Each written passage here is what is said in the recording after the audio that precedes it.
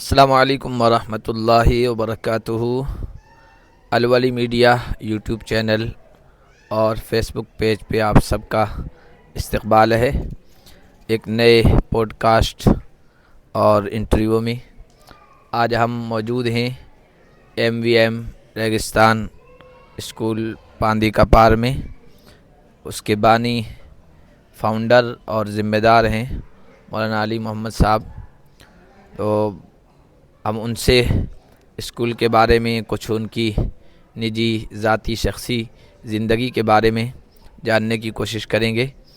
علاقۂ ریگستان میں یہ اسکول اور یہ دینی ادارۃ الفلاح جو اس کے ساتھ ساتھ چل رہا ہے، یہ دونوں ایک تعلیمی اور سماجی اور فلاحی اعتبار سے بہت اہم کردار ادا کر رہے ہیں۔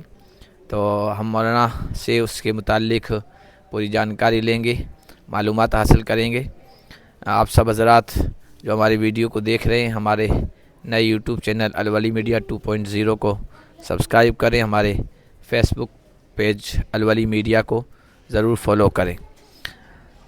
مولانا تھوڑا اپنی ذاتی زندگی کے بارے میں بتائیں، آپ کا نام کیا ہے اور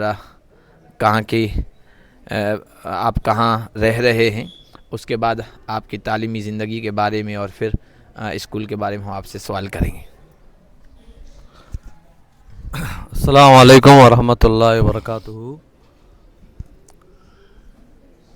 ابھی ہم پاندی کا پار جو ہمارا آبائی گاؤں ہے، اسی میں ہمارا اسکول دینی و عصری تعلیم کے لیے ہم نے ایک ادارہ شروع کیا تھا جس کا نام MVM ریگستان سینئر سیکنڈری اسکول پاندی کا پار ہے۔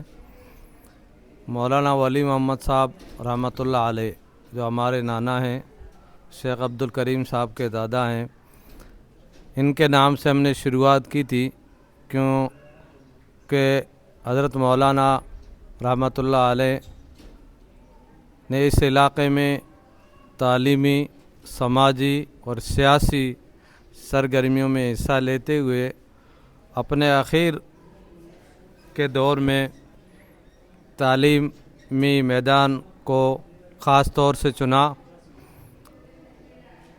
اور دینی تعلیم اور اصلاحی امور کے ساتھ ساتھ میں مولانا کا یہ بھی فرمانا تھا کہ دنیاوی تعلیم کی مخالفت کرنا جہالت کی حمایت ہے۔ ہمارا مولانا ولی محمد صاحب کا یہ آبائی گاؤں پاندی کا پار ہے۔ شروعاتی دور میں ہم نے تعلیم یسرنا القرآن اور ناظرہ قرآن یہیں مکتب میں تعلیم حاصل کی، اور اس کے بعد میں ہمارے علاقے کا قدیم ادارہ جو حضرت مولانا ولی محمد صاحب رحمۃ اللہ علیہ کی محنت اور دعاؤں کا ثمرہ ہے، آپ نے گاگریہ میں مدینۃ العلوم کے نام سے ادارہ قائم کیا، اور اس میں عربی چہارم تک میں نے تعلیم حاصل کی۔ اس کے بعد اساتذہ کرام کے مشورے سے ہمیں اور ہماری پوری جماعت کے جتنے ساتھی تھے کلاس کے، سبھی کو جامعہ اسلامیہ اشاعت العلوم اکل کوہ میں داخلے کے لیے مولانا عبدالحق صاحب لے گئے۔ ہم سے پہلے بھی کئی باڑمیر کے اور راجستھان کے طالب علم وہاں پڑھتے تھے۔ ہمارے سے بڑے بھائی مولانا شیر محمد صاحب بھی وہاں سے تعلیم حاصل کی ہے، حافظ عبدالرحمن، اور میرے چھوٹے بھائی حافظ عبدالکریم سبھی جامعہ سے فارغین ہیں۔ تو ہماری پوری جماعت جامعہ اکل کوہ میں وہاں داخلہ ہوا اور مشکات اور دورے تک وہیں تعلیم حاصل کی۔ دوران تعلیم میں نے حفظ کا کام بھی شروع کیا تھا، پنجم، مشکات اور دورہ، کہ مولانا وسطانوی صاحب ہمیشہ آپ طلباء میں اور خاص طور کتب کے طلباء کے بیچ میں بھی حفظ کی ترغیب بیان کیا کرتے تھے کہ آپ نماز کے دوران 10 منٹ مل جائیں، 5 منٹ مل جائیں، اس 5 منٹ کو غنیمت سمجھو اور اپنا حفظ بھی شروع کر دو۔ تو میں نے 3 سال میں 15 پارے وہاں دوران حفظ کر لیے. بعد میں جامعہ برکات الاسلام کھیروا سیکر کے اندر مستقل رہ کر کے کچھ دن میں نے وہاں باقی پارے بھی حفظ کیے. اور اس طریقے سے اسی کے دوران کچھ دن کے لیے 7-8 مہینے کے لیے ساچور ڈسٹرکٹ جالور میں بھی مکتب کے اندر میں نے پڑھایا. اس کے بعد میں جامعہ عربیہ برکات الاسلام کھیروا میں 2 سال تک مدرس کے حیثیت سے کام کیا. پھر فتح پور میں 7-8 مہینے کام کرنے کے بعد مستقل طور سے جامعہ دارالعلوم مٹھے کا تلا جہاں کے ذمہ دار مولانا امین صاحب ہیں، وہاں 10 سال تک لگاتار دینیات اور درجہ حفظ کے لیے کام کیا.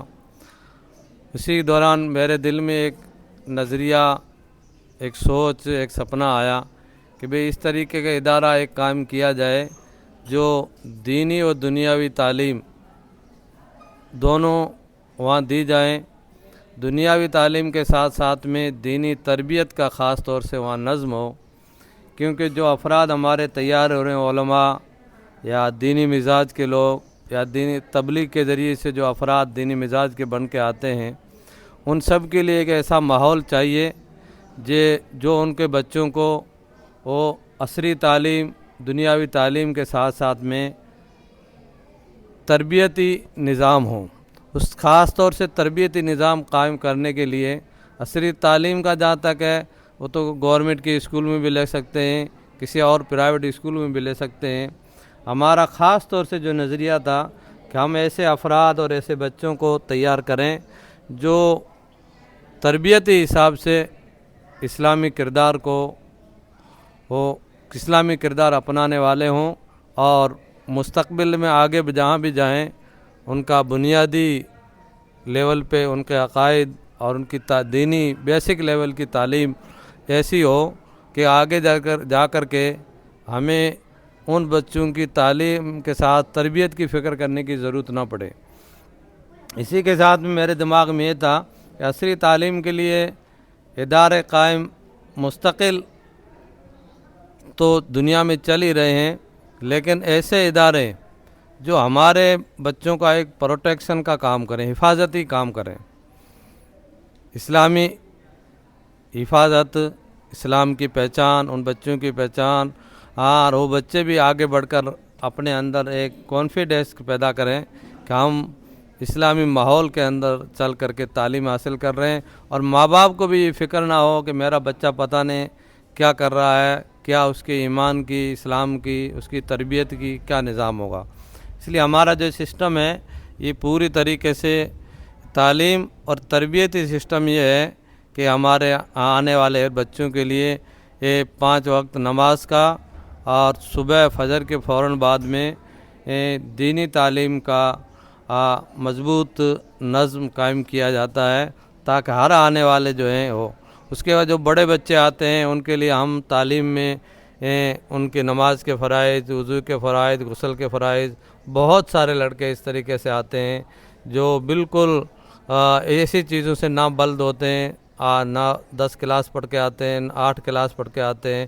جب تک انہیں کچھ نہ کلمہ سکھایا جاتا ہے، نہ وضو کے فرض، نہ غسل کے فرض، نہ ایسی بیسک لیول کی معلومات ہوتی ہے، تو ہم اس کے ساتھ ساتھ میں اس بات بھی کوشش کرتے ہیں کہ وہ بچے 1-2 سال کے لیے ہمارے پاس ہوتے ہیں، کچھ بیسک لیول کی اسلامی معلومات بھی وہ بچے حاصل کریں. اس کے لیے نماز سے 5 منٹ پہلے، 10 منٹ پہلے یا مستقل اس طریقے سے کام کیا جاتا ہے تاکہ یہ سارے بچے تربیت کے ساتھ جڑ جائیں. تو یہ ہمارا ایک نظریہ تھا، اسی نظریے سے کام کر رہے ہیں الحمدللہ. 2008-9 میں ہم نے 20 بچوں سے کام شروع کیا تھا. ایک ٹیچر 20 بچے سے کام شروع کیا تھا. الحمدللہ آج قریب 400 بچے یہاں تعلیم حاصل کر رہے ہیں، اور اس کے ساتھ ہم ہاسٹل اور دارالاقامہ کے بھی نظم ہے. میں نے کتاب میں پڑھا تھا، مولانا عبید اللہ سندھی رحمۃ اللہ علیہ نے اس وقت کہا تھا کہ میں مسلمانوں کے خاص طور علماء طبقے سے میں یہ کہنا چاہتا ہوں کہ اپنے جو بچے ہیں جو عصری تعلیم حاصل کرتے ہیں ان کے لیے ہاسٹلیں آپ فری قائم کرو، تاکہ وہ ہاسٹلوں میں وہ بچے آپ کے پاس رہیں گے تو آپ ان کی اسلامی تربیت کی فکر کر سکو گے۔ ان کے اسی مقولے سے میرے ذہن میں یہ بات تھی کہ واقعی یہ اچھی چیز ہے، تو ہم کچھ بچوں کو رعایت کے ساتھ میں تاکہ بچے ہمارے ساتھ جڑ جائیں 6 مہینے 8 مہینے 10 مہینے کے لیے، اور کچھ اچھی تربیت لے کر کے جائیں، ان کے لیے ہم نے دارالاقامہ کا بھی نظم کیا ہے۔ یہ پاندی کا پار گاؤں بہت پرانا گاؤں ہے۔ ہمارے نانا حضرت مولانا ولی محمد رحمۃ اللہ علیہ نے اپنے جو والد صاحب تھے میاں جی موسیٰ، ان سے بنیادی تعلیم حاصل کی تھی، اور ناظرہ قرآن بھی قریب ہمارے نوا تلا گاؤں تھا، وہاں سے یہ پڑھا تھا۔ اس کے بعد میں مزید تعلیم حاصل کرنے کے لیے یہ دوست تڑ گاؤں تڑ دوست سے ہو کر کے یہ بھنڈا شریف تشریف لے گئے۔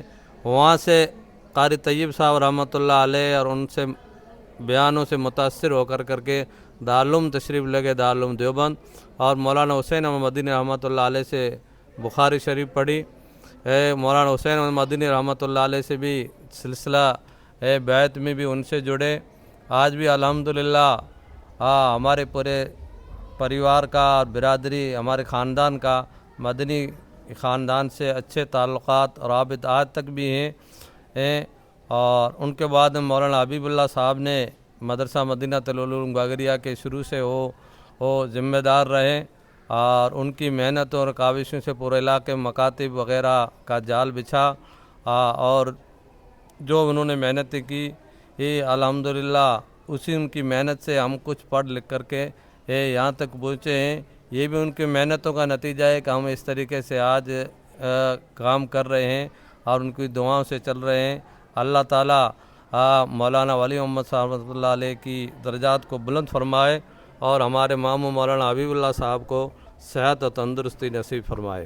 عصری اور دینی تعلیم کے ساتھ ساتھ فلاحی میدان میں یعنی خدمت خلق کے سلسلے میں کچھ کام کر رہے ہیں، اگر مناسب سمجھیں تو اس پر بھی روشنی ڈال لیں۔ ہم نے اس کے ساتھ ساتھ میں کچھ لوگوں کی مدد سے باماشاؤں اور دان دتاؤں دوسرے NGO کی مدد سے خدمت خلق کے شعبے میں بھی الحمدللہ کام شروع کیا، اور الحمدللہ آج تک بھی جاری اور ساری ہے۔ سب سے پہلے اس علاقہ میں پانی کے کنویں کی سخت ضرورت تھی، تو اس علاقے میں بہت سارے گاؤں اور ڈھانیوں کا سروے کیا گیا، اور جہاں جہاں ضرورت پیش آئی سروے کے آدھار پہ وہاں کچھ انفرادی طور سے کچھ محلوں کے لیے، کچھ مساجد کے پاس میں جہاں عام لوگ اس سے فائدہ اٹھا سکیں وہاں کافی کنویں بنائے۔ اس سے علاقے کے لوگوں کو کافی فائدہ ہوا، کیونکہ یہاں کے لوگوں کی معاشی اکنامک پوزیشن جو ہے وہ بہت لو ہے۔ اس لو ہونے کی وجہ یہ ہے کہ یہاں کے علاقہ خشک ہے، پانی یہاں عموماً بارش بہت کم ہوتی ہے، اور معاشی اعتبار سے لوگ یہاں بھیڑ بکری پالتے ہیں، لیکن جب خشک حالی قحط سالی ہو جاتی ہے تو اس کا اثر بکری میں بھی پڑتا ہے، بھیڑ میں بھی پڑتا ہے، اور لوگوں کو یہاں سے پلائن دور تک مزدوری کے لیے کرتے ہیں۔ خاص کر یہاں کے بچے اور جوان جو ہے دور تک مزدور کرنے چلے جاتے ہیں۔ تو سب سے بڑی ضرورت یہاں پانی کی تھی۔ یہ پانی کے کنویں ہمارے علاقے میں جو بنتے ہیں یہ چھوٹے لیول پہ بنتے ہیں، اور پانی اس میں رس کے آتا ہے، تو ایسے کنویں کا ہم نے نظم کرنے کی کوشش کی۔ الحمدللہ آج تک کافی بڑی تعداد میں کنویں ہم نے بنائے ہیں، اور جیسے لوگوں کے باماشاؤں اور دان دتاؤں کی طرف سے آتے ہیں اور بھی ضرورت کی جگہ پہ بناتے رہتے ہیں۔ ایسے ہی مکان بنانے کے لیے ہم نے ایک تھانل گروپ ہے، ان کے پاس بات کی نبھان رکھی کہ یہاں لوگ اس وقت کچا مکان مٹی کا بناتے تھے اور بار بار بناتے ہیں، بار بار گر جاتے تھے پانی کی وجہ سے، آندھی طوفان کی وجہ سے، تو ان کے لیے دیواریں پکی بنا کر کے یا پترے کا بنا کے، پترے اور سیمنٹ کا جو بنا کے دیتے ہیں، اس طریقے سے یہ بھی ہم نے 245 मकान लोगों को बना के दिए। ये थाना ग्रुप के मार्फत से अल्हम्दुलिल्लाह बहुत बड़ा खिदमत खल्क का काम हुआ और सभी लोगों के लिए SC ST के OBC के माइनॉरिटी के सभी लोगों के लिए हमने उसमें काम किया। जिस जगह हमें ज़रूरत महसूस हुई अल्हम्दुलिल्लाह उस जगह पे ये एक बड़े लेवल पे काम हुआ कि लोगों को मकान बना के देने के लिए कुछ जगहों मकातिब के लिए भी कोशिश की गई और वो कोशिश जारी और सारी है। इस तरीके से राशन किट का भी जब कैद साली होती है या ज़रूरत की जगह है या कुछ बेवा या यतीम इस तरीके के लोग ज़रूरतमंद होते हैं उनके दिन राशन किट का भी वक्त ब वक्त ख़ास तौर से रमज़ान में और रमज़ान के बाद ईद के लिए राशन किट भी तकसीम किए जाते हैं। ये सभी भामाशाओं और दान दाताओं और जो दूसरे NGO हैं उनसे मिल कर के ये काम किया जाता है और मुस्तक़बिल करीब में भी इंशाअल्लाह इस तरीके से काम इसी रमज़ान में भी हुए थे, उसके बाद भी काम चल रहा है। अल्लाह ताला जो भी टूटा फूटा काम किया है ये हमारे असातिज़ा की मेहनत और उनकी तवज्जुहात का नतीजा है। अल्लाह ताला कबूल फरमाए और जिन लोगों ने इसमें हिस्सा लिया है अल्लाह ताला उनको भी इसका उनके हक़ में भी कबूल फरमाए। आपने जब ये इस स्कूल की बुनियाद रखी थी उस वक्त अब तो अल्हम्दुलिल्लाह असरी तालीम यानी दुनियावी तालीम का ख़ास रुझान है इलाक़े में, मुख्तलिफ़ जगहों पर बच्चे जाते भी हैं और असरी तालीम हासिल कर रहे हैं। उस वक्त यहाँ क्या माहौल था और ये जो सरकारी स्कूल के अलावा स्कूल मौजूद थे या नहीं, और फिर आपने किस तरह माहौल बनाया, लोगों को किस तरह जोड़ा और इस वक्त स्कूल आपका कहाँ तक है मंसूबे प्रोग्राम से? स्कूल मैंने प्लान 2007 में बनाया था और उसके लिए कोशिश जारी की। 2008 में हमने इसको स्टार्ट कर दिया, लेकिन छोटे लेवल पे किया था, अपने गांव को ही उसमें ख़ास तौर से तवज्जो दी। ये हमारे कुछ साल बाद में या कुछ टाइम बाद में, कुछ महीनों के बाद में फिर गागरिया में भी स्कूलें कायम हुई। उनके सेंटर की जगह थी तो उन्होंने थोड़ा बड़े लेवल पे किया। बहरहाल इस वक्त लोगों का माहौल तालीम की तरफ इन प्राइवेट स्कूलों की वजह से हमारे समाज में भी अच्छा रुझान इसकी तरफ बढ़ा और स्कूल कायम करने से तालीम में एक तरह का कंपटीशन पैदा हुआ और बच्चे अच्छे नंबरात से कामयाब होकर के आगे जाने लगे। हमारे गांव में भी ये थोड़ा सा हमने फिर ज़मीन थोड़ी सी अलग करके उसको भी बड़े लेवल पे करने की कोशिश की। अभी जिस वक्त जिस जगह हम बैठे हैं तो उसमें 2018 में ये 10वीं क्लास की हमने मान्यता ली। इस वक्त ये 12वीं क्लास तक है। अब अल्हम्दुलिल्लाह इलाके में तालीम की तरफ और असरी तालीम की तरफ काफ़ी लोगों का रुझान है। दीनी तालीम के साथ साथ में मुस्तक़बिल में हम ये चाहते हैं कि हमारे ये बच्चे जो हैं इनको और ख़ास तौर से लड़कियां जो हैं उनके लिए डिग्री कॉलेज, ग्रेजुएशन के कॉलेज या डिग्री कॉलेज इस तरीके से लाए जाएं तो लड़कियों को करीब में ऐसी फैसिलिटी मिल जाए कि वो कुछ कोर्सेज करके, चाहे मेडिकल की लाइन हो, चाहे एजुकेशन की लाइन हो, चाहे सर्विस की लाइन हो, ताकि हमारी भी भागीदारी ऐसे प्रोग्राम बने। हमारे मौलाना वस्तानवी, मौलाना ग़ुलाम मोहम्मद साहब वस्तानवी रहमतुल्लाह अलैह वो फरमाया करते थे कि हम लोग चाहते हैं कि हमारी माँ, बहन, बेटी का इलाज जो है वो हम लेडी डॉक्टर के पास कराएं, लेकिन जब तक हमारा मुस्लिम समाज अपनी बेटी को, अपनी बहन को तालीम से जोड़ करके डॉक्टर नहीं बनाएगा, जब तक हम ये खास सपना जो देख रहे हैं या ख्वाब जो देख रहे हैं कि हम हमारी बहन बेटी का इलाज जो है वो लेडी डॉक्टर के पास, अच्छी डॉक्टर के पास कराएं, कैसे पूरा होगा। इसलिए जैसे वो ज़रूरी है ایسے تعلیم ضروری ہے. جب تعلیم ہماری بچیاں لیں گی پھر وہی جا کر کے ہماری بہن بیٹیوں کا علاج کرنے لگیں گی. اس میں ہمارا زیادہ ہم اس کو سیپریٹ محسوس کرتے ہیں اور پروٹیکشن بھی زیادہ ہے. اس لیے میرا یہ بھی میسیج ہے کہ اس وقت میں مولانا ارشد مدنی صاحب بھی یہ کہتے ہیں کہ مسلمان بڑے بڑے گاؤں جو ہیں وہ سبھی اپنے گاؤں میں اپنے اسکولوں کو قائم کریں. اپنے اسکولوں میں اپنے گاؤں میں اپنے اسکولوں کو قائم کیا جائے. جب ہم اپنے گاؤں میں اپنے اسکول قائم کریں گے تو ہم اپنی لڑکیوں کو حجاب کے ساتھ میں اور تربیت کے ساتھ میں تعلیم دے سکتے ہیں اور آگے بڑھا سکتے ہیں. یہ وقت کی ضرورت ہے اور تعلیم ہی بدلاؤ کا راستہ ہے. اس لیے قرآن میں سب سے پہلے اقرا کا شبد آیا ہے, اقرا کا لفظ آیا ہے. اس سے یہ میسیج اللہ تعالیٰ کی طرف سے ہم کو ہے کہ جو بھی سماج, جس سماج میں جب بھی تبدیلی آئے گی وہ تعلیم کے ذریعے سے آئے گی. بنا تعلیم کے تبدیلی کا خواب دیکھنا, ترقی کا خواب دیکھنا یہ پورا کبھی نہیں ہوگا. اس لیے لڑکیوں میں اس طریقے کا سیپریٹ ہم ماحول بنا سکیں. اس لیے ہمارے مستقبل میں کوشش ہے کہ ہم اس طریقے سے ایک ڈگری کالج کی طرف بھی آگے بڑھیں. جزاکم اللہ خیرہ. عصری تعلیم میں اور اس کے میدان میں الحمدللہ علماء کرام نے اپنے طور پر اپنے گنجائش و استطاعت کے لحاظ سے کام کیا ہے اور آئندہ بھی کام کر رہے ہیں. ہمارے علاقے میں یہ پہلا اسکول تھا جس کے متعلق آپ نے اس کے فاؤنڈر اور بانی کی زبانی سنا ہے, اور آئندہ بھی اگر علماء اس میدان میں آگے بڑھائیں گے تو یہی اس کے لیے مینار نور ہوگا, اور اس سے حوصلہ پاتے ہوئے آگے بھی کام جاری رکھیں گے. یہ ان کے لیے صدقہ جاریہ ہے.